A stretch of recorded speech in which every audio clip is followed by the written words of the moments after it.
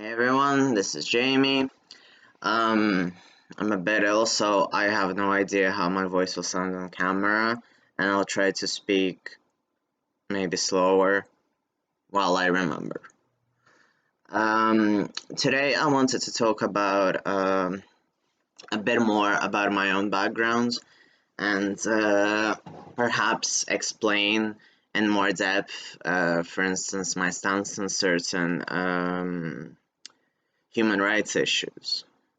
Like, I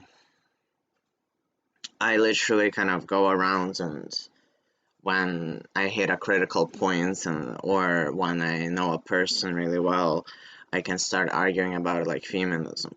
And a lot of people don't understand my stance, and because at this time in the world, a lot of people everything's very Americanized, and if it's not Americanized, the convos go into the UK. And obviously, their idea of feminism is different, just like in every other country, really. When I grew up, um, uh, I had a lot of kind of very weird things when I look back. So, my parents divorced when I was about to reach my teenage years, and my mother took a stance of being an independent woman, sort of because she had a lot of expectations to be faithful, to be a mother, to be a wife in the post-Soviet, well, obviously Soviet, when she married, context. So I'm gonna dive a bit into that. So people kind of don't understand that, and this is a topic which I always really want to discuss with people, but people kind of close up because you really need to explain the role of the woman in Soviet times. We mustn't forget that. I'm sorry if I'm butchering some laws or interpretations, but the point was that the woman could vote, the woman could divorce, and the woman had a lot of kind of power, I guess, which didn't translate in other countries. For instance, my grandmother was a director of medical part, so I just don't want to go deep on that for her own personal reasons. But and she was quite high on the ladder as well, because everyone was in the commie party, and so I wanted to say that I grew up kind of not seeing what most people grew up with, which is mostly either a mother who's a housewife or grandparents, well, female grandparents who did not work. So in my case, like even my great grandparents, grandmothers rather, worked as seamstresses. Um, I'm really generalizing as well, but the point is they had jobs, they had husbands. Uh, this is where it gets interesting. Uh, Even if they could divorce, there was the social stigma. And to this day, there is a massive social stigma about divorce. Right. And in general, there's a lot of toxicity about gender roles, and it's something people don't understand. So, for instance, you have the freedom, but there's a lot of very critical analysis and society who judges you. So, society and the image of yourself in said society was always important. Uh, I don't know. It just was. I think it's kind of even more um, in Eastern European countries than it is in the US, UK. Come on, I mean, let's look at Anna Karenina. I'm sorry I'm spoiling. She literally commits suicide because society doesn't accept her. So, and I'm bringing this up because I got discarded by a part of my family which said that I would be bad for their social image because I was trans and gay and not fertile. So, social opinion and the fact that rumors might spread uh, still kind of haunts me, and I still have disputes about people with it, and I have to be careful, and in general, it's really fucking annoying. So, it's more of a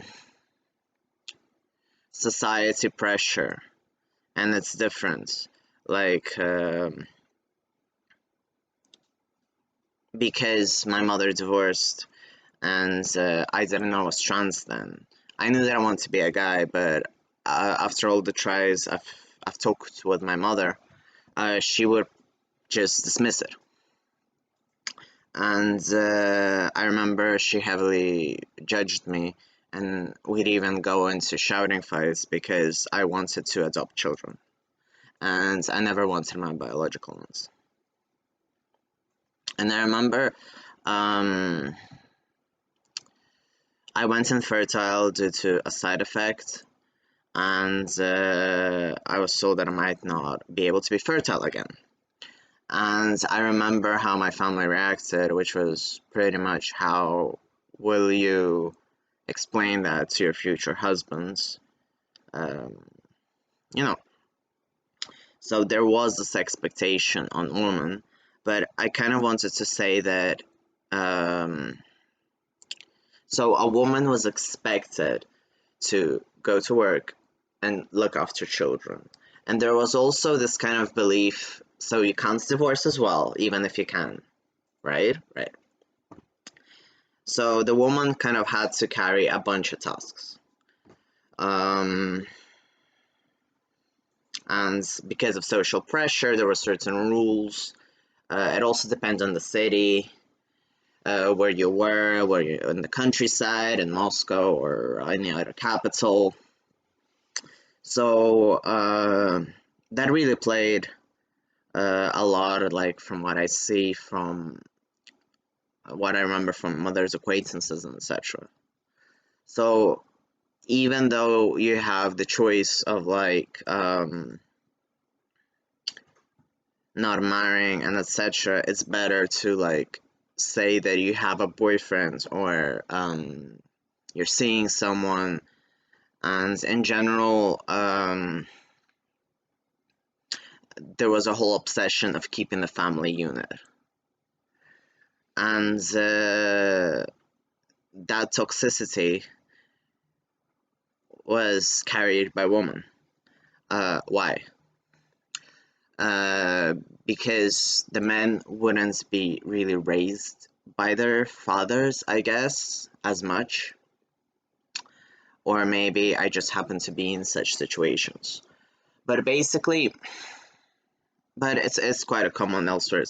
It's the mother who takes care of the children, and in Eastern Europe, there's this whole belief that a man cannot stay loyal. And I remember that was hammered into my head, like, I don't know, at what age even. Um, so the guy was able to go as he pleases, and this was deemed okay. And I remember as I would be growing up in high school, um, people would close their eyes on cheating, And in general, cheating was like kind of like, yeah, that's a guy, he cheats. But a woman should remain loyal, which is something my mom told me she was taught as well. And this whole belief of sitting around and waiting for your husband to get tired of cheating. Sorry, I know this video is going to be a bit longer, it's just that I don't want to split it. Kind of played an important role. And then you had sort of like the trying to remember exactly. Yeah, it was mostly like post-Soviet Union feminist authors who kind of advocate, you gotta speak up, you gotta do this, you gotta do that, and kind of going from one extreme to another extreme, while trying to have a face for society. Obviously, now analyzing everything could have made anyone go bonkers, because you go from one thing then from another, because it's more of keeping a lid shut and then it explodes. So I really try to kind of analyze, and in general it's been a difficult time, as I've been saying, due to Christmas coming up and me kind of thinking about family and stuff. So the woman was placed in this interesting situation, and a woman seen without a man or without a husband was deemed as, well, it's like a spinster, really. Was deemed as like bad for the image, poor woman, and etc. So, where is it going? Let's choose.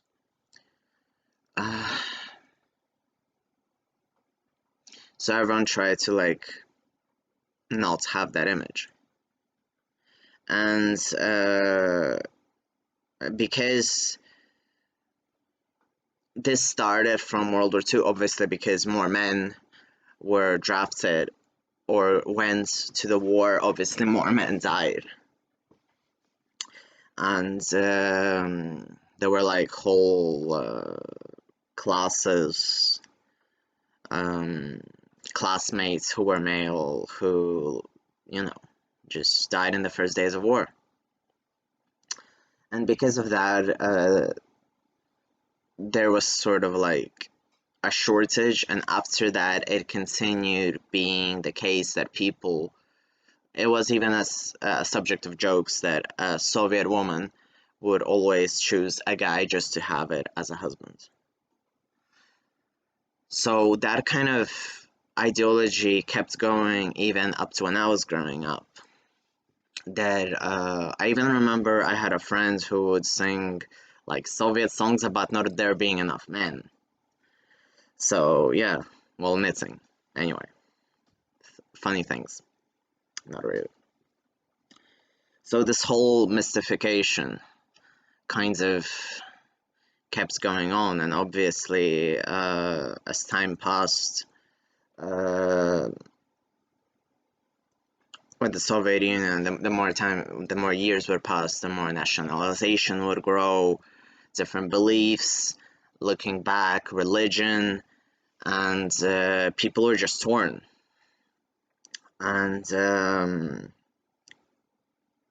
there was this whole belief that if a guy is gay, he is taking a husband sort of away from a woman, and that isn't acceptable. So that is why, for instance, I was not accepted as gay, because I was taking a husband from a woman, technically. Like, there was outrage for Ricky Martin being gay, Kevin Spacey, and back when he just had rumors and no one knew everything. So there was this whole belief that gay is bad because it doesn't benefit the woman. And it's really interesting because I also tend to I have this thing like on Grindr where if I see it's a Russian, because of all the sort of hype the West does about Russia being unacceptable, I kind of gravitate to start conversation and find out. Like, of course, there are people who have suffered. Uh, there is no representation in media, and everything is hush hush. But like, I know cases where in Lithuania gay men would get beaten up and they would not get reported. Um, it would not be registered even as a crime. So, and I remember I was talking to, I always bring that subject up when I'm talking to people like from Moscow, St. Petersburg, and other cities. But when I talk about it and I speak about my experiences or the fact that like, for being a language minority where I grew up in Lithuania, and I remember even to this day, um, I like to reach out to Eastern Europeans as well on Transgay specifically, like to see if I can help them and to see their perspective and to also see what is happening in post-Soviet countries because I'm just interested really. So I was talking to a Lithuanian and he was asking, how do you do tea in Lithuania? And I was like, dude, there's no way you can do that. There's like literally no doctors which will assign that because the the parliament just said no. And I mentioned that I was Russian and he instantly stopped talking to me. And I was like, seriously? This shit again? So yeah, so I really kind of, I have a very complicated relationship with my home country. But yeah, and right now, it still makes me really uncomfortable. Like I remember, I actually do get called out when I'm on the phone and I speak Russian or English. I tend to speak English because obviously I just don't want to start the discussion when I'm speaking Russian. And I remember even in the airport once, the guy actually asked me, like, yo, you're Lithuanian, why are you not speaking Lithuanian?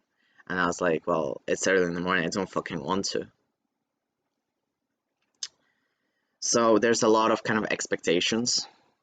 And I know I'm drifting. Anyway, what I was trying to say was I talked to a few guys from Moscow, St. Petersburg, etc. And I even hooked up with a few Russians who were gay cis. And I remember we would talk. I I talk a lot during Grindr hookups, like before and after. And I always seem to puzzle people by that. But that's not the point. Um, I was talking, and the guy was from Moscow, and I remember he told me that, well, yeah, you don't hold hands, but crimes get reported. And the way he described his experience as living as a gay guy in Moscow, or another guy as a gay guy in St. Petersburg, or even a trans guy in non-Moscow, St. Petersburg, but in a big city, their experiences were more positive than mine in a European Union country. For instance, this is why I'm really like surprised and not at the same time at Poland with their whole no LGBT cities and etc. So basically, what I wanted to say is people tend to apply Western things to Eastern Europe, which, due to history and social analysis, are not applicable. So I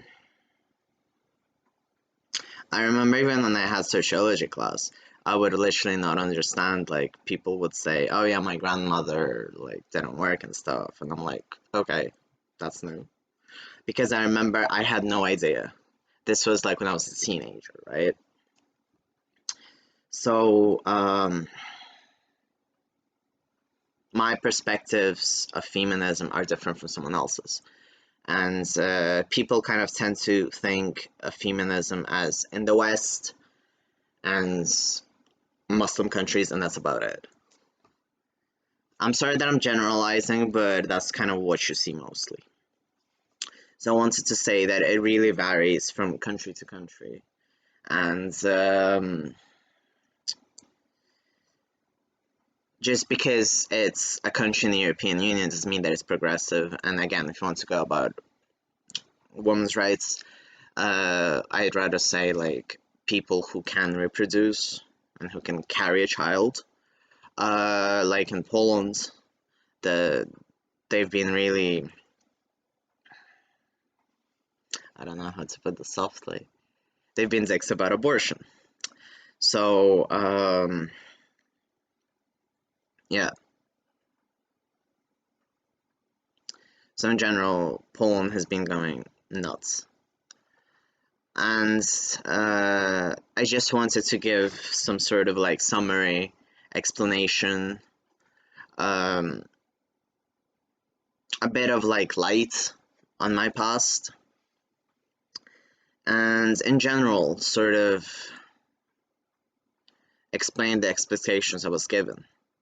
And obviously, when someone is against you, you can, in such a totalistic form, like all men are bad. I sometimes say like all feminists are bad, right? Or I'm not a feminist, but I do care about women's issues, of course.